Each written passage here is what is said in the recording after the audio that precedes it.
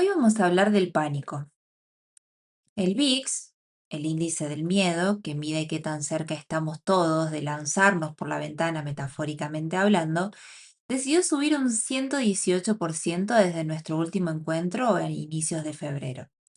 Y si bien tuvo sus correcciones, ese punto máximo no es un dato menor.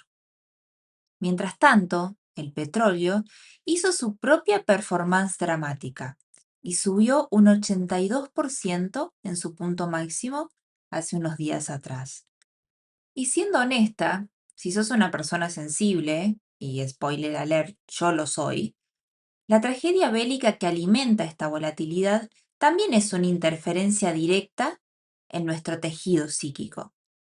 Por eso, estas últimas semanas decidí aplicar un poco de autocuidado y mi jornada se redujo a un mantenimiento mínimo, centrándome en las tareas principales que son el análisis de sobreventa y sobrecompra, que por lo general lo hago por intermedio de FinSpot, viendo y filtrando el RSI, la búsqueda de rebotes en activos castigados, que bueno, la verdad que no encontré mucho, digamos, y la revaluación de horizontes y seguimiento de mis precios de entrada, salidas y stop, que consistía más que nada en evaluar si los fundamentos que yo había establecido en un inicio para marcar mis zonas de entrada, por ejemplo, o de stop loss, seguían funcionando, bueno, porque hubo también una temporada de balances.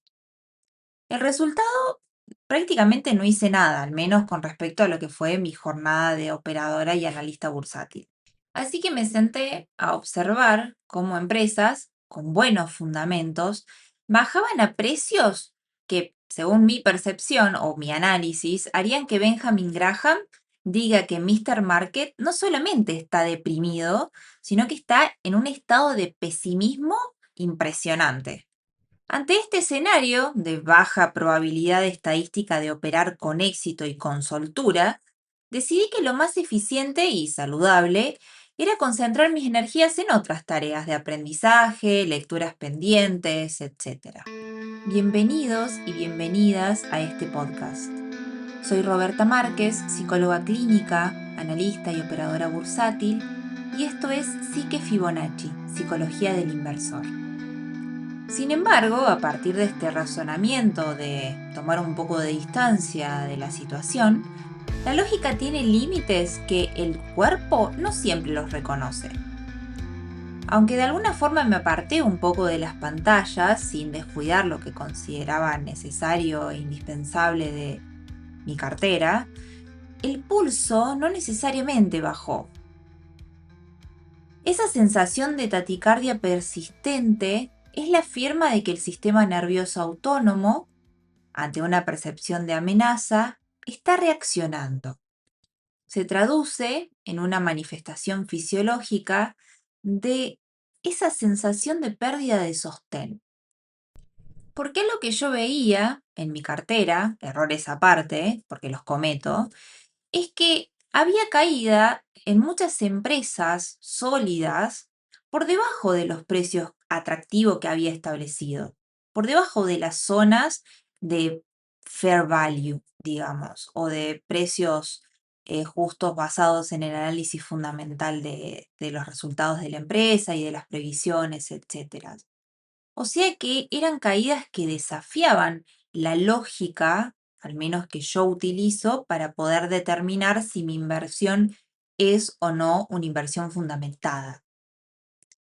Y eso me recordaba, o me recuerda, mejor dicho, que en estos momentos de crisis, incluso eso que utilizamos como sostén, el valor justo, el fair value, puede sentirse un poco como un suelo que va desapareciendo bajo nuestros pies.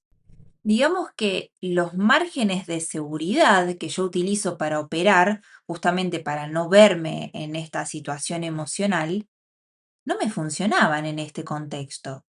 Y aunque una parte estratégica de mi mente me decía que este era el momento preciso para poder hacer un análisis de mi cartera, rediseñarla y ver qué iba a hacer después, a un nivel psicológico, decidí practicar el arte de la autorregulación.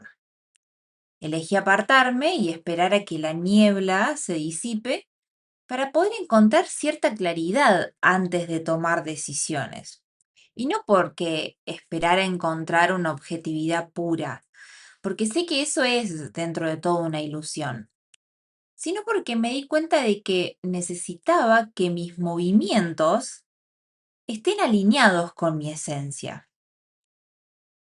Partí del reconocimiento de que en estos momentos de caos absoluto hay ciertos desajustes que operan en la mente a los que les tengo mucho respeto y me permito habitar y pasar al modo de autorregulación.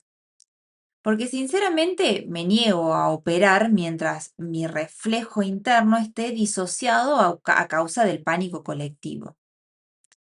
Lo que decido en estos casos es integrar mis sentimientos y emociones como parte del proceso, rechazando los intentos de anular o evitar que las emociones me influyan. Las emociones están y por lo tanto me voy a ver influida por esas emociones. Entonces, si las opciones son rechazar esas emociones o escucharlas como información, como el bloque de información que son, al menos yo decido eso, porque sé que luchar contra las emociones no es algo que me lleve a buen puerto. Entonces lo que surge acá es una pregunta inevitable sobre el curso de acción posterior a esta situación, ¿no? ¿Qué hacemos después de la autorregulación? Es por eso que vamos a hablar en este episodio de la reconfiguración, asumiendo que el impacto de este escenario en la cartera es una realidad que ya estamos procesando. El objetivo de este episodio es emerger de este ciclo con cierta lucidez necesaria para poder identificar los primeros indicios de las reversiones alcistas y poder actuar con la determinación que necesitemos para poder hacer algo con esto que está pasando. Tal vez el concepto apropiado sea una reconfiguración existencial. Creo que captura un poco más esta esencia de impulso y retroceso entre el desorden del mercado y la transformación que se nos exige como operadores cuando salimos de estas situaciones. Porque si queremos comprar en los puntos de inflexión más profundos, sobre todo si ya adquirimos el activo con márgenes atractivos de seguridad, pero decidimos hacer una recompra para promediar a la baja, que según mi opinión es algo que hay que pensar con la cabeza bien, bien fría, considero que primero tenemos que rediseñar nuestra propia estructura de respuesta ante esta situación de caos. Ya de por sí, desde inicio de este año, la estabilidad no estuvo muy presente a nivel de las acciones y a nivel del mercado en general. Hubo cierto ajuste en el orden global, una reconfiguración. Los mercados hoy están procesando varios cambios de gran escala. Entre todo lo que fue el tema de los aranceles, y sigue siendo el tema de los aranceles, los movimientos geopolíticos, los conflictos bélicos y las nuevas reglas de juegos que se van imponiendo por las potencias, operar en este escenario medio como que nos requería cierta actualización de los marcos mentales que, al menos por como fue el año pasado, dábamos por sentado. Hubo un cambio estructural. Y como venía diciendo antes, muchas veces la sensación de inestabilidad termina traduciéndose en emociones, pero también en sensaciones que se manifiestan en nuestro cuerpo o en un ruido constante a nivel mental que interfiere en la toma de decisiones. Las caídas, sobre todo cuando son bruscas, como en este último mes, ponen a prueba los algoritmos, las estrategias, los indicadores que utilizamos para mitigar el riesgo. Y cuando fallan nuestro análisis, ya sea técnico o fundamental, lo que nos queda es el factor humano. Cuando cambia el escenario de polaridad, en este nuevo mapa que se va reconfigurando, lo que nos queda es trabajar la firmeza interior, que es en cierta forma el activo que define la permanencia en el juego. El objetivo entonces es emerger con cierta estructura mental capaz de prosperar entre cisnes negros, que es como se llaman estas situaciones en el mercado. Lo que de alguna forma nos exige una transformación que tiene que ver un poco con transformar el método o los aspectos más técnicos, pero sobre todo transformar al sujeto que decide, o sea, a nosotros mismos. Parto desde entender que la seguridad previa, o sea, lo que sentía el año pasado, era un poco una ilusión, es una construcción ficticia, y que el caos, que eventualmente nos termina atravesando, lo podemos ver como una materia prima perfecta para poder diseñar los protocolos que integren las situaciones de incertidumbre como una variable constante en nuestras operaciones del día a día. Pero ¿por qué nos sentimos como nos sentimos en este tipo de contexto de pánico? Eso es porque la respuesta de nuestro sistema nervioso a estas situaciones suele ser de lucha, huida o congelamiento. Esto es porque nuestra arquitectura primitiva está intentando salvarnos de lo que entiende que es un depredador o una situación de riesgo real o inminente. Cuando entramos en este estado, lo primero que sucede es que la percepción del tiempo se ve alterada y por consiguiente se anula nuestra capacidad para proyectar escenarios futuros. Eso nos deja de alguna forma atrapados en un presente angustiante donde solamente existe la urgencia de detener ese dolor. En esa urgencia, si decidimos actuar, probablemente no tomemos las mejores decisiones. Por eso considero que un plan de distancia de autocuidado puede servir si hicimos bien nuestro trabajo a priori, al menos en una proporción suficiente para poder estar tranquilos con las decisiones que tomamos en su momento. Sin embargo, indistintamente de lo que decidas hacer, ya sea actuar en estos momentos, aprovechar oportunidades de caída o tomar cierta distancia y esperar a que se reconfigure todo, la cartera te va a exigir eventualmente un reajuste. Lo que es también importante es cómo cicatrizamos esta situación y qué hacemos con ese dolor que se instala en nuestro cuerpo para poder, cuando sea el momento propicio, tomar las decisiones y accionar de acuerdo a lo que consideremos óptimo. Podemos recuperar el mando de esta situación si entendemos que el bloqueo que sentimos o las emociones más incómodas son respuestas orgánicas, respuestas biológicas que compartimos todos los seres humanos y sobre todo en estas situaciones en las que ponemos cierto capital en riesgo. Entonces esa respuesta química ya está. La cuestión es si vamos a utilizarla a nuestro favor o vamos a tratar de anularla, negarla y operar con la ilusión de que podemos apagar esa parte nuestra. Es por eso que la higiene operativa nos sirve para poder crear ciertos interruptores de seguridad en nuestra forma de operar. Es decir, reglas concretas que se activen cuando este contexto se vuelva demasiado riesgoso o cuando nuestras emociones empiezan a determinar la dirección y la acción que vamos a tomar. Estas herramientas de higiene operativa pueden ser, por ejemplo, pausas obligatorias, alejarnos del escritorio por un tiempo determinado, cerrar nuestras operaciones cuando la volatilidad está superando ciertos umbrales. Depende de la estrategia que cada uno tenga.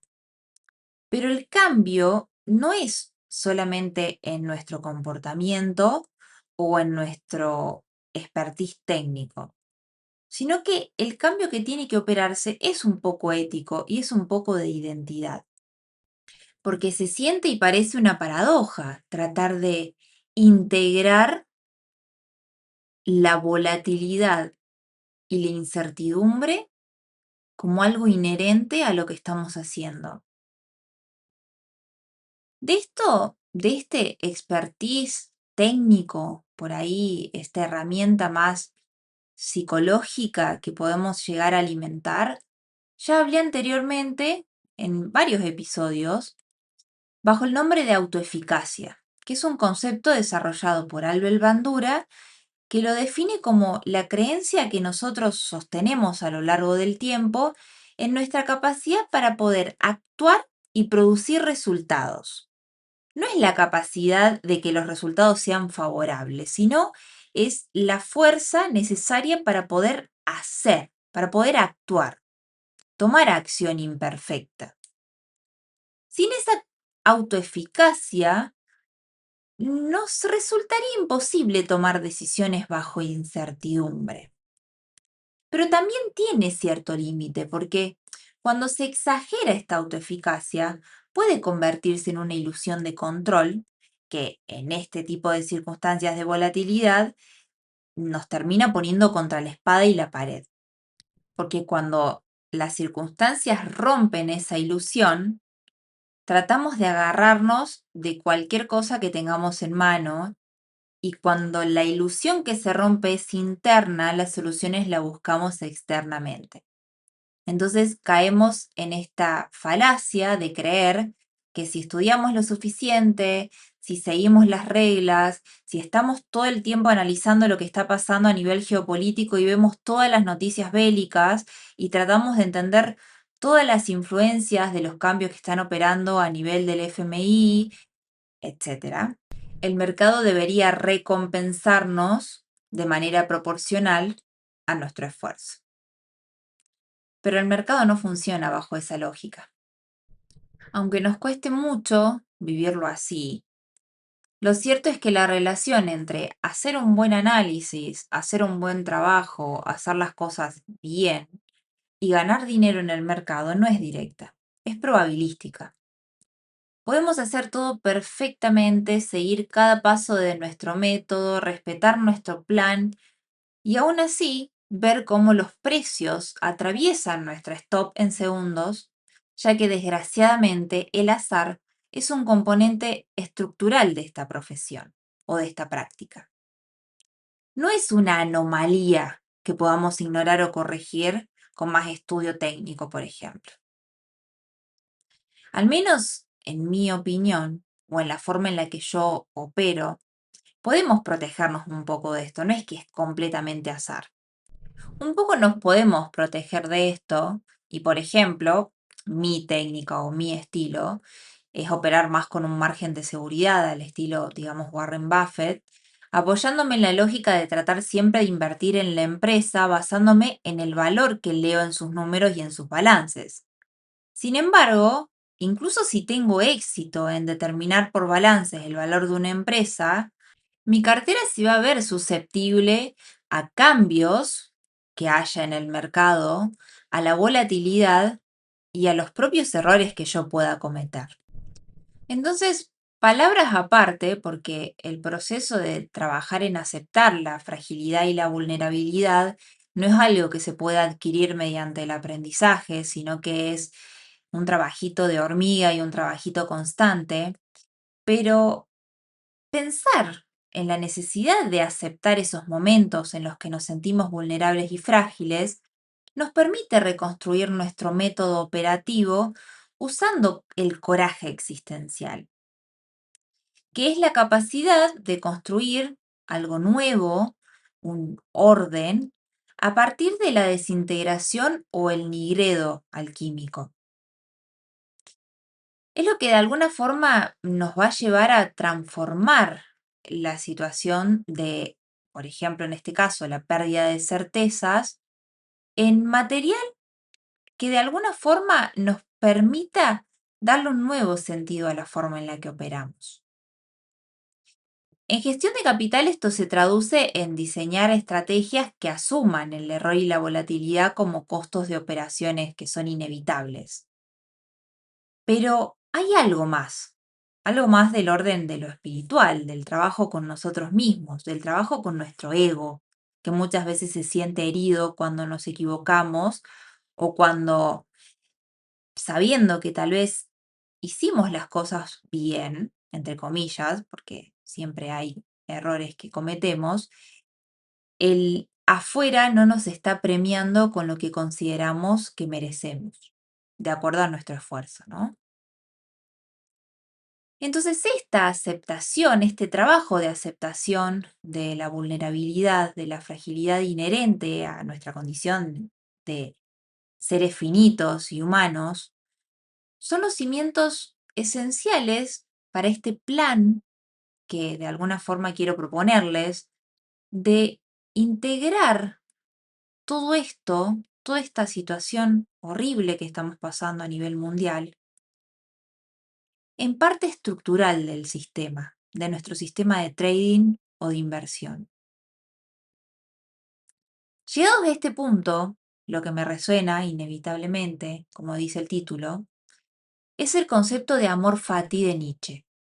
Y cito sus palabras. Mi fórmula para expresar la grandeza en el hombre es el amor fati. No querer que nada sea distinto de lo que es, ni para adelante, ni para atrás, ni en toda la eternidad. No solo soportar lo necesario, y menos aún disimularlo, todo idealismo es mendacidad frente a lo necesario, que no significa otra cosa que amor al destino. El individuo, capaz de superarse a sí mismo, soporta lo necesario y fundamentalmente lo ama.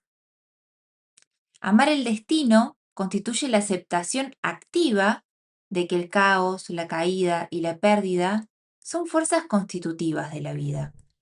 Los estoicos hablaban de esto de la siguiente forma, en palabras de Epicteto, y cito: lo único que depende de nosotros es en efecto nuestra intención moral, el sentido que le damos a los acontecimientos. Lo que no depende de nosotros corresponde al eslabonamiento necesario de las causas y los efectos, es decir, al destino. Y por destino me refiero al curso de la naturaleza y a las acciones de los demás hombres. Son entonces indiferentes la vida y la muerte, y esto no depende de nosotros, y debe, en principio, sernos indiferentes, es decir, no debemos introducir a ello diferencias, sino aceptar lo que sucede como deseado por el destino. No procures que lo que suceda, no procures que lo que pase lo haga como lo quieres, sino que más bien ama que lo que pase lo haga como lo hace y será feliz. Y Nietzsche decía, quiero aprender cada día a considerar como bello lo que de necesario tienen las cosas. Así seré de los que las hacen bellas. Amor fati sea este en adelante mi amor. No quiero hacer la guerra a la fealdad. No quiero acusar ni siquiera a los acusadores. Que mi única negación sea apartar la mirada. Y en todo, y en lo más grande, yo solo quiero llegar a ser algún día un afirmador. Mi fórmula, dice Nietzsche, para expresar la grandeza en el hombre es el amor fati, el amor al destino. El no querer que nada sea distinto, ni en el pasado, ni en el futuro, ni por toda la eternidad. No solo soportar lo necesario, sino amarlo. Y si bien no quiero profundizar mucho en esto, que el tema del eterno retorno ya lo hablé en otros episodios y esto lo voy a seguir hablando porque Nietzsche me encanta, así que lo retomaremos en un futuro, no se está refiriendo a la resignación, sino a algo más que se construye a partir de una mirada existencialista de las cosas. En otras palabras, el poder que tenemos como individuos de determinar cuál va a ser nuestra realidad, porque lo que nosotros pensamos de las cosas es una elección. Y eventualmente ese pensamiento es el que moldea la realidad. Y salgamos de la filosofía. En el trading, lo que esto significa es no ver el mercado bajista como un enemigo que tengamos que combatir o incluso como una injusticia personal, sino verlo como una condición necesaria para que nuestra estrategia y también nuestro trabajo de templanza tengan sentido. Nietzsche nos desafía, con este amor fati, a decirle sí a la existencia, incluso en nuestros aspectos y en los aspectos más crueles, como estas situaciones bélicas que están sucediendo el día de hoy. Porque es en esta tensión de los opuestos en donde forjamos nuestro carácter. Y el carácter es indispensable, necesario, para poder llegar a cierto nivel de aceptación radical, que es un estado en el que el miedo o la situación de incertidumbre pierde un poco el propósito biológico de alerta y nos permite operar desde el coraje existencial del que hablaba anteriormente. Y esto se logra dejando de pelear, o sea, tratando de tomar una postura de calma, tranquilidad y aceptación, justamente, entendiendo la naturaleza entrópica del mercado. Y que de alguna forma esa naturaleza entrópica es la que nos lleva a estar ahí, ¿no? Si eliminamos el riesgo, eliminamos también la posibilidad de recompensa. Y si eliminamos el caos, eliminamos también la oportunidad de maestría. Como decía Rollo Mail, el coraje reside en la capacidad de seguir adelante a pesar de la desesperación. Sin embargo, acá quiero aclarar algo que desde la psicología es fundamental, y es que la ansiedad no debe ser anestesiada mediante la negación o la sobreoperación compulsiva, sino que debe ser utilizada como un motor para una acción consciente. Para May, el encuentro con el caos es lo que genera la capacidad creativa. De esta forma, cuando el mercado rompe nuestros esquemas por estas situaciones y los indicadores que suelen darnos seguridad no fallan, esta situación nos obliga a crear un nuevo yo, un operador más complejo que sea capaz de contener esa nueva realidad, pero de un modo más adaptativo. Es acá donde la psicología clínica y la inversión terminan fundiéndose en una ética en común, la ética de la presencia. Estar presentes en el pánico, habitando la incomodidad, sin buscar ni disociarnos, ni huir hacia el broker que usemos para operar o el programa que usemos para hacer análisis técnico. Separarnos, pero para habitar lo que nos pasa internamente. Esto es un ejercicio de integración psíquica, que lo que nos permite es frenar los automatismos de nuestra biología que tiende hacia la supervivencia. Habitar la emoción, sin negarla, y escucharla incluso cuando las emociones nos piden que tomemos esta distancia para autorregularnos y para poder ampliar nuestra ventana de tolerancia. Si podemos mirar nuestra cartera en rojo y sentir el nudo en el estómago, pero aún así poder reconocer que somos nosotros los que elegimos el significado que le damos a esta fluctuación, recuperamos la capacidad de agencia. Somos sujetos soberanos que deciden habitar la incertidumbre con dignidad y actuar con la integridad emocional que la situación requiere. Para que este cambio ocurra, lo que tenemos que hacer es dejar de culpar a las fuerzas externas y asumir la responsabilidad de nuestra propia posición en el mundo. Es como ese dicho que suele escucharse de que el mercado es una carrera de resistencia. Coincido. En mi opinión, la rentabilidad que nos permite seguir en este juego reside en la capacidad de sostener el juicio claro mientras el entorno se desarticula en algún grito colectivo. Y muchas veces sostener ese juicio implica tomar distancia. Pero ¿qué hacemos después de la regulación entonces, después de la autorregulación? Cuando volvemos a las pantallas. Volvemos distintos, volvemos transformados por el proceso de observación.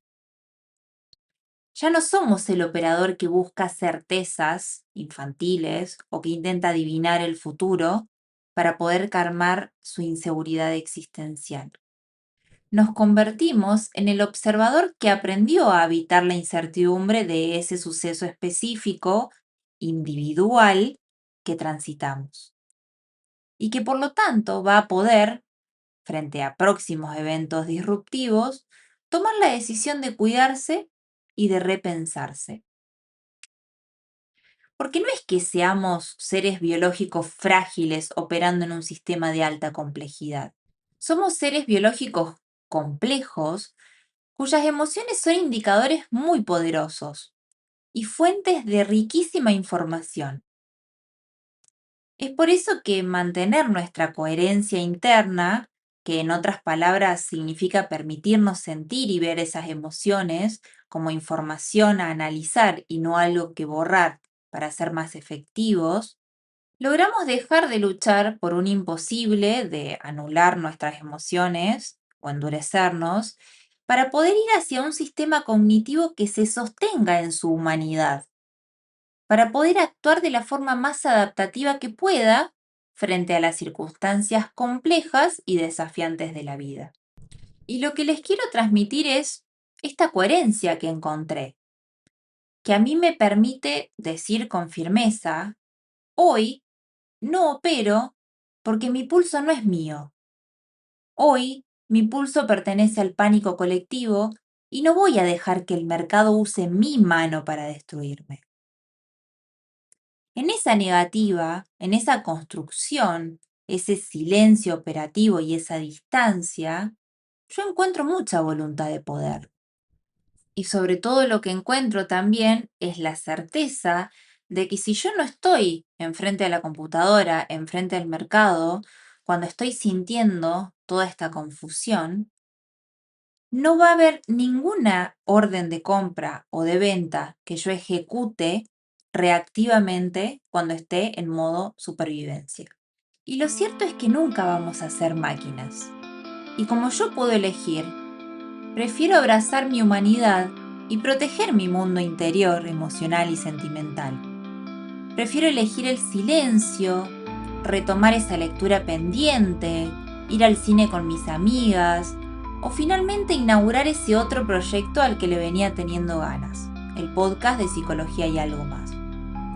Y quizás el desafío sea ese, ser constante en valorar y sostener el silencio operativo como la posición más valiosa del portafolio.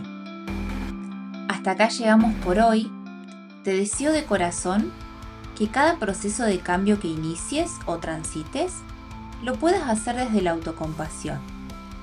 Que ella te permita reconocer tus condiciones y tus límites sin culpa. Y que la responsabilidad te impulse a transformar lo que querés cambiar. Y la autonomía te permita la libertad para decidir desde tu conciencia con la serenidad que sostenga el proceso a tu propio ritmo. En la descripción encontrás mis redes para seguir acompañando este camino. Gracias por tu escucha. Este podcast no tiene sentido si no toca, aunque sea un poco, la historia de alguien más.